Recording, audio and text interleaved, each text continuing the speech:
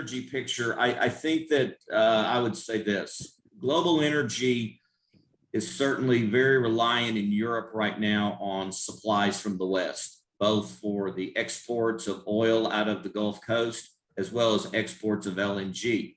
I think the biggest issue you have in Europe is, do you have enough inventory with which to manage yourself specifically for clean burning fuels through to next winter? And certainly the inventories are quite low in continental Europe. The other thing is that as Russian supplies have been cut off, you have this timing difference in the industry right now.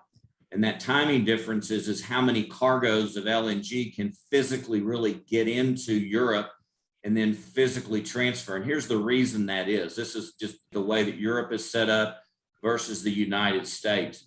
In the United States, we can bring in from the east, the west, predominantly the Gulf Coast, which we refer to PAD districts in the United States. And from a natural gas perspective, we can distribute through a vast array of transport pipelines to get this to many utilities. In Europe, you don't have the mass transport utilities. They're what we call hubs. So the work that I've done in Europe with people have been associated with developing markets that are hub related, but that are not connected by pipelines. So you have pockets of supply, pockets of demand, which are going to be much different. Let me give you an example just to speak to this specifically right now.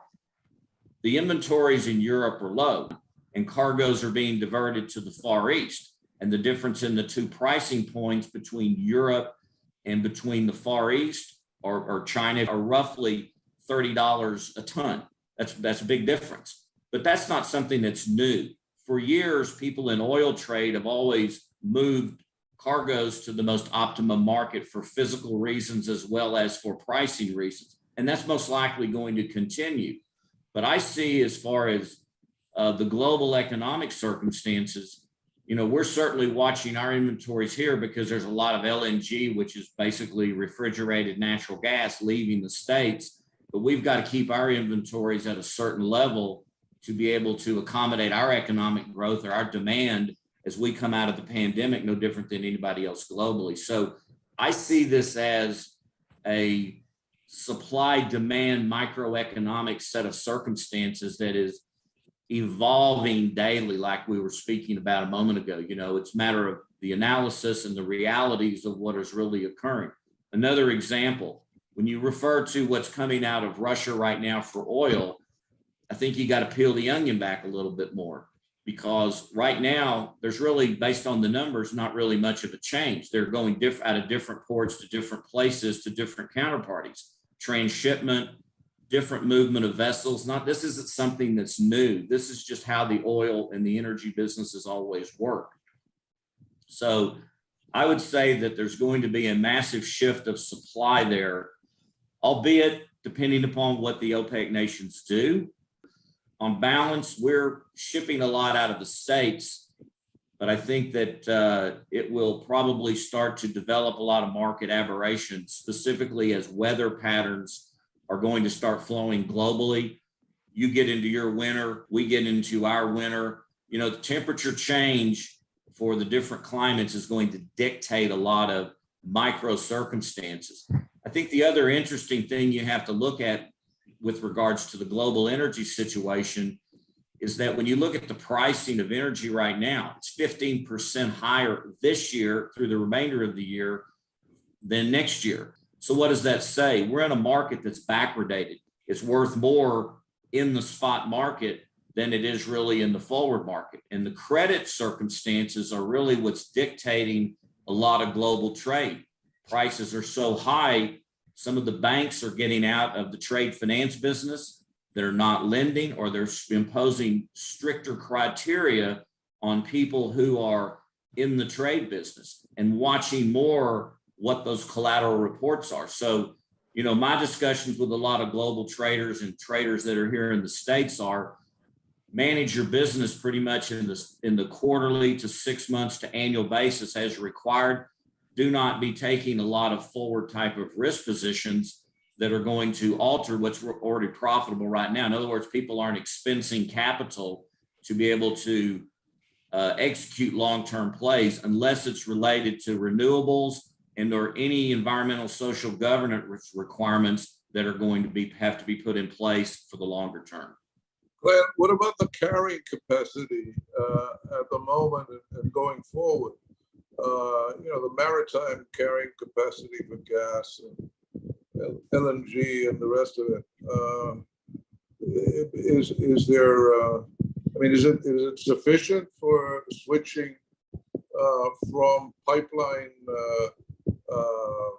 carried gas to ship carried gas? Well, I would say this: chartered rates right now are higher than they've been. So a vessel can pretty much get where she needs to be. The problem is where in fact they lie and can they get backhaul? I think that's the key right now, because you've got so much west to east traffic. It's going to get a little bit expensive. So, it becomes a little bit of once again, a micro game that everybody has to put that into perspective as to how much actual physical supply is really pointed in one area or how much is really on the spot market. And that's real critical. I got some information that at least the Greek ship owners are looking for new buildings and so on over the next couple of years. But that's not going to solve the problem for the next winter, let's say.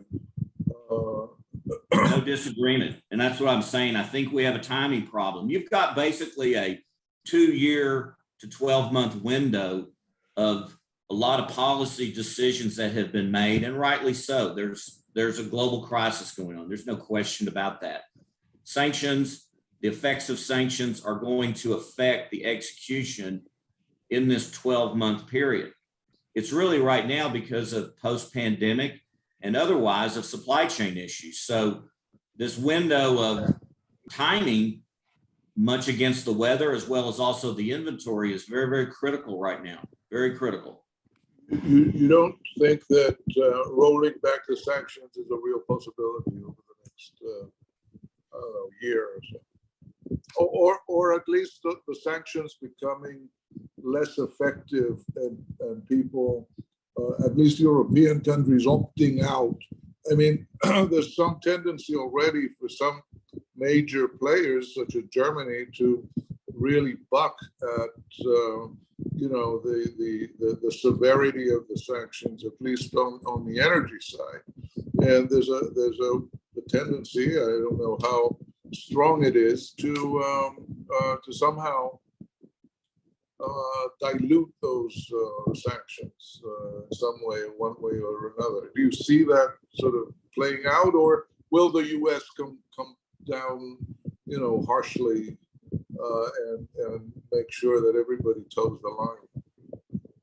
Yeah, that's a political question, but No, that's a fair question. I think it's one of those questions that I would answer as such. Policies, decisions that are made on sanctions are somewhat like a chess game. So strategic moves that have been made in years prior, specifically by oil companies for things like carbon capture, development of LNG terminals, these things just don't happen overnight. It's a 3 to 5 year CapEx program. So as some of these CapEx programs are coming in, they can or could be affected by some of the sanctions, and some of the sanctions are in front of these CapEx programs. So what do you do in the meantime? My concern a lot of right now is that I think there's a lot of decisions being made for a lot of different reasons than the actual supply and demand arrangements that are going to affect what I call the tenor of the markets for the next 12 months. Those decisions that are longer term are not going to be, they're there to fix the problem, so to speak, for the long term, but we've got a shorter term problem. I was telling somebody this at my conference in Houston. It's one thing to let your grandmother run out of gasoline on the freeway. It's another thing to let your grandmother freeze in the winter.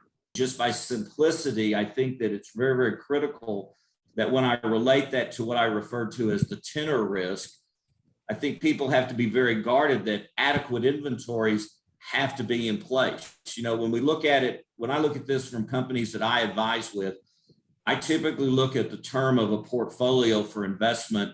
Then I look at the term of the portfolio of what's in production within a yearly to a quarterly to a monthly, and sometimes in a 24-hour time period, because they're all different strategies. But those strategies have to be very much focused on inventory such that adequate inventory is managed, adequate inventory is procured.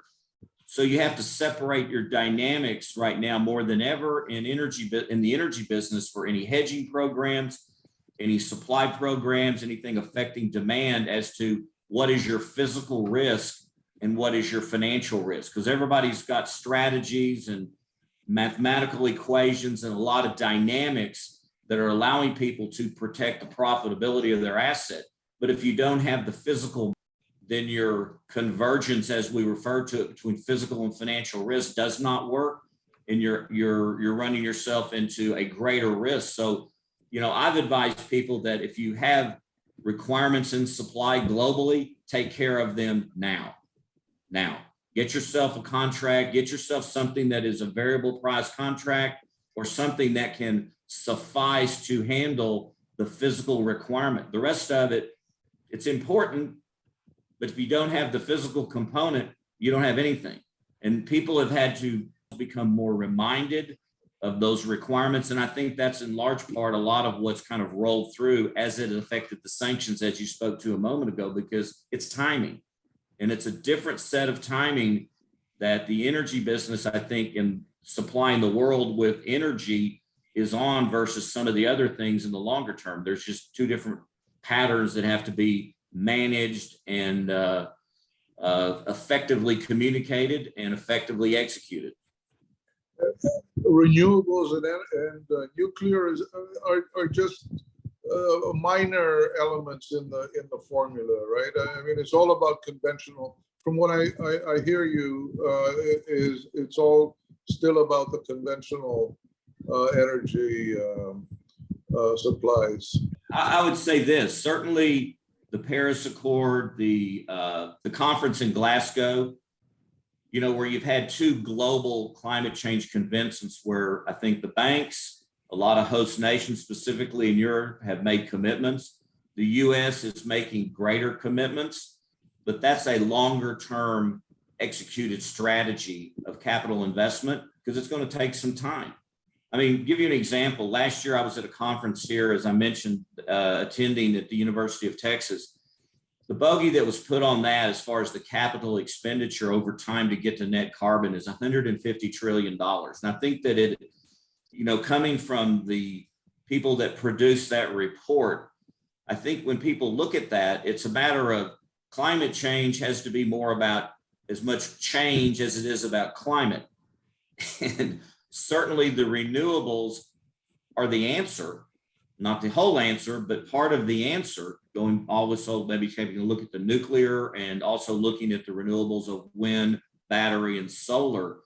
But in the one case, I think a lot of people have probably underestimated what it takes to do some of these transactions.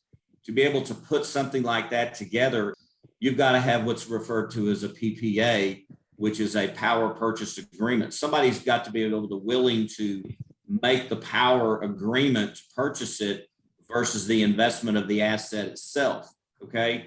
Otherwise, what happens? You continually roll through with nuclear, fossil fuel, meaning natural gas-fired generation, at least in the United States, and other means, and renewables a small portion of it, but you're still running a market that is based on more supply and demand of what weather patterns are, either from the time frame of 1 month to 1 day or 1 hour. That's what we're dealing with, at least over here. And I think there's no difference really in Europe. The renewables work. It is just going to take time. It's interesting. There's been a lot of news here that, or there was last year, that everybody was not so pro fossil fuels from the private equity side. And you've been running a lot of articles over here about everybody's more pro fossil fuels now because the oil companies are making money. It takes time to have that investment come out. The cash flows are always not ever going to be substantially verticals. And we have peaks and valleys. And so it is on an upward sloping curve, but everybody is in the money from their investments. And I think a lot of people are starting to take a little bit of a different view, not saying they won't support what's going on here in fossil fuels, but they're also, taking a stance of saying we've got to fix the problem, but we've also got to continually fix the climate situation. To give you an idea, I want to read you something here. 20 firms, at least in Texas, for the state comptroller here, who's basically the CFO of Texas. This was out this morning. That says 20 firms have so far replied through JP Morgan whether they're going to restrict or prohibit doing business with energy companies by explicitly saying that they do not, which means the state is asking here, are you going to support the investment into fossil fuels? If we're going to have to promote being the supplier, because there's so much production coming out of the Permian Basin, which is in our West Texas region, that then is an export of crude or an export of natural gas, we have to have the investment supported here. And so I think it was a very bold statement that was, grand championed by JP Morgan on behalf of the state to ask people, will you be continually involved in our investment? Because if they're not, and we're going to have problems, and people are going to have to rethink their balancing in their investment portfolios of either renewable or the balancing of what we have to have for fossil fuels. I think that's the same anywhere in the world right now. Yeah. On that note, there was some suggestion that there would be, over the next few years, a move away from a more global industry, energy industry, and more towards the satisfaction of local markets. For example, take the Eastern Mediterranean. Israel has already done that. It's exploited its own resources predominantly for its own use and using its some excess capacity for trade. But certainly Egypt seems to be going that way. I don't know if they have enough investment capital to push that forward. But this cuts a little bit across from what you reported on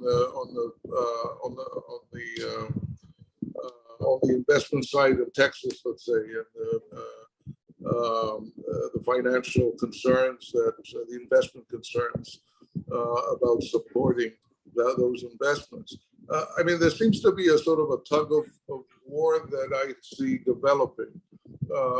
What the U.S. is about, it's more of a global view of the energy movements, whereas certainly in the Eastern Med, there could be a tendency towards local satisfaction of local needs, let's say in the first instance, and looking at potential export later on, or perhaps not at all. Do you see that sort of, a little bit of a tension between those two models, let's say? Yeah, I was always a proponent of the East Med pipeline, and I'm disappointed that it did not work. And I know there's numerous reports by multiple parties in the region supporting that, and certainly the invasion certainly has altered that.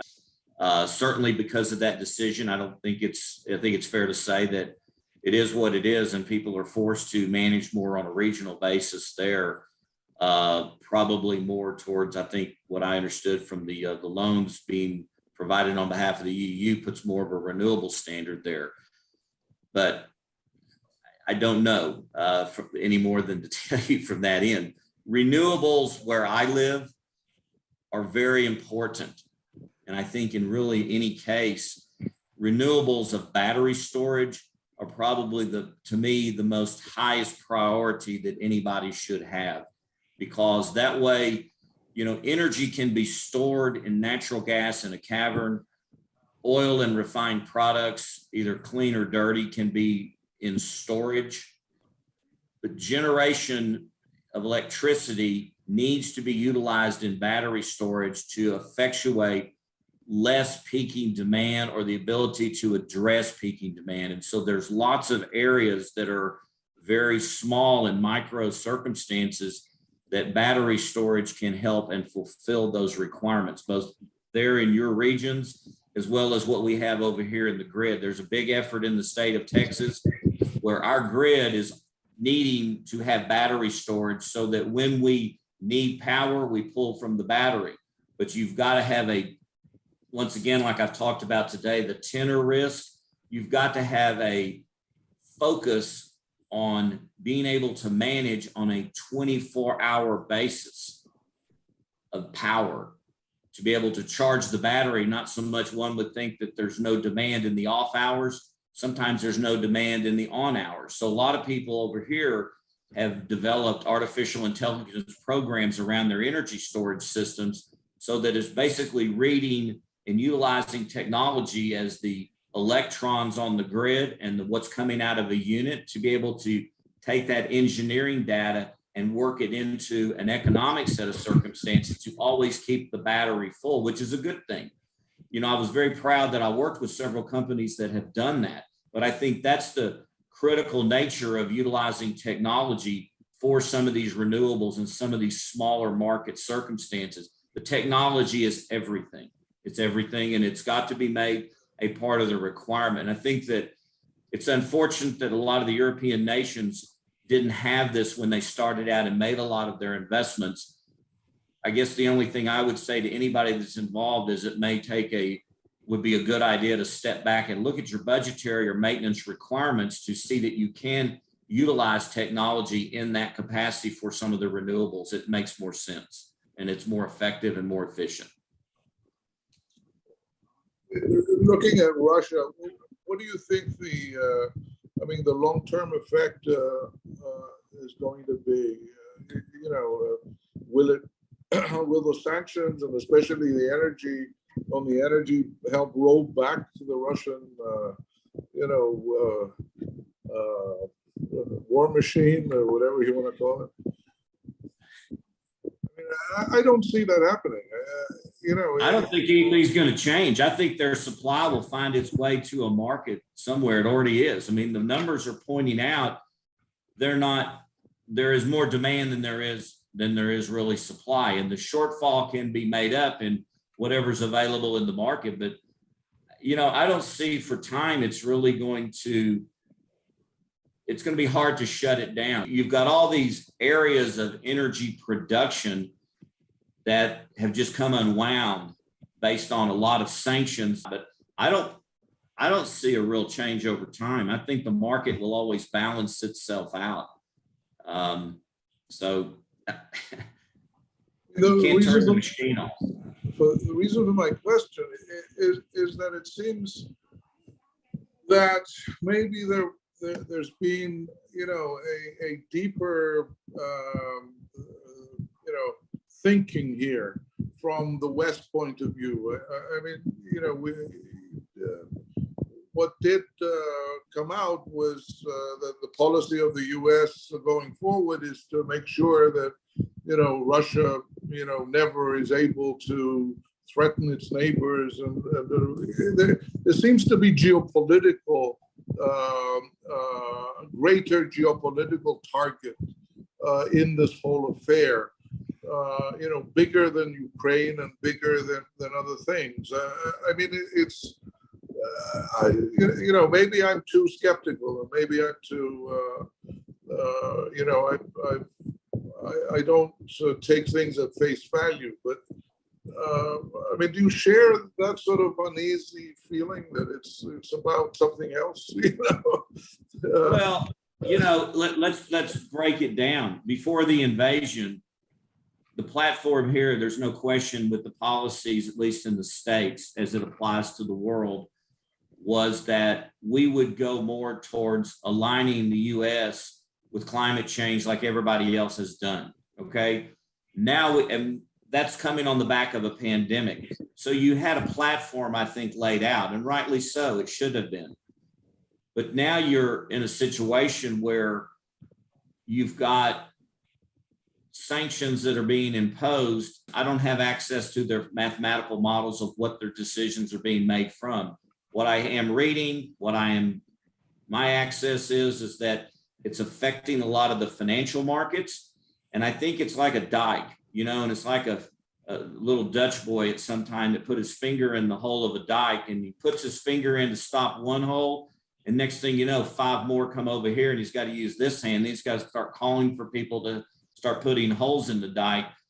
And so I think there's a ripple effect is the way I would say it, I think is going on in the industry. And so the world's always had this major exporter. It's trying to shut it down and do the best it can do as for longer term. But the reality of what has to happen is the U.S. and everybody in the global sense has either made the commitment or not made the commitment to be on this long-term plan for clean energy, but you've got a shorter term issue to keep demand up. So it's kind of like you got a supply view and a demand view that are not in sync. And every sanction that comes out that has the ripple effect, not to mention sanctions, but also the force majeure circumstances that have been occurred. Give you an example. A couple of weeks ago, you had a cargo divert itself away from a smaller host nation of LNG. It'll come out more probably in the courts. As I understand, there's litigation associated with it. But the information in the market is that someone had a contract that said, I can divert a cargo and pay a penalty, and they went and sold it for a higher price somewhere else. That happens all the time, but it's affecting these micro sets of circumstances that are being perceived differently than the natural supply and demand economics. So I think there's a lot of, honestly, I think there's so much rhetoric around. The reality is people need to stay focused on the basics of what's driving this, because I foresee a lot of issues between now and the end of the year, and they're not going to go away. And I think longer term, more than ever, you have always had high demand in China. I think that's to state the obvious. You've had a high supplier out of Russia. You've had the consuming nations over in Europe, dependent upon such. The world's supply of energy has its thirst for oil to supply the demand, and it's not going to be met in any one time on these long-term capital investments. And so I find that there's a big ripple effect going on with these sanctions, and I don't think it's going to stop. I think it's actually going to get worse. I mean, one thing that is obviously different is that the U.S. is an exporter of energy now, and therefore, in some ways, it's a competitor to Russia for Europe. So, is it about the European market? Because it seems to me that over the short term, at least, the U.S. energy industry is going to come up a winner with its exports to Europe, especially if the sanctions hold up. So, does that explain a little bit, what's going on? Or, I mean, is it an old-fashioned, try to dominate the market against your competitor? Is it as simple as that? It can't be, can it? I don't think so. I would say this for the oil companies. Europe has presented an advantage for not only them, but also some of the international oil companies. You have here coming on stream in the next 2 years, the joint venture between Exxon and Qatar, or Qatar, I suppose is more proper, that they are going to have a 2.6 BCF a day terminal that's going to export to the world. At the same time, Qatar is one of the largest suppliers, but what have they also both been effectively able to do? They're able to effectively place supply on some of their capital investments they made several years ago. And this is part about the energy business I think people have to recognize. You don't always just sell something in the spot market. It's a better balance on your investment to be able to have longer term agreements. Such as this has occurred, you're able to provide to the Europeans a source of supply. Now, where does the Russian supply go? I have absolutely no idea. I can give you a lot of theory, but I don't know specifically. But you're allowing a lot of the investments to start finding themselves a better investment criteria of what was used for an internal rate of return on their capital. And you're getting more of the incremental premium in the market. Certainly, as you know, you've seen Germany and Qatar strike their deal right now. That's a great deal for both companies because it's a win-win. The supply into Europe, I think, is going to be very, very critical because right now you've got a waiting line at most of the terminals to get these ships in.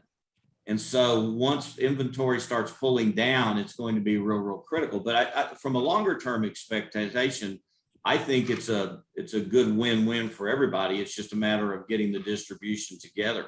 I think that the energy business, in my career has always proven to work when you let the smart people that are running the energy companies do what they do and balance with their investments. I think, for the energy business right now, this is something I will go back to what was discussed on the $150 trillion net zero.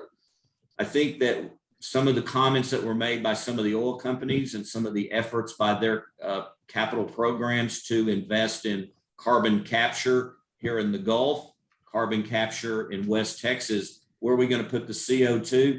They're the ones that need to be able to adapt on our side those types of investment to support our climate change program more than ever. And they have done that. So, around the same time, some of this energy is going to start hitting Europe. It's also going to coincide with legislation that if it's on schedule, which says, how are you staying green or associated with the ESG requirements that you're doing in your business? So I see a lot of things kind of trying to get towards the efforts. We'll see how it's going to play out. There's a lot of things that can happen between now and then, but I think that's what's on scope for happening right now. Thank you. Thank you very much for all of this.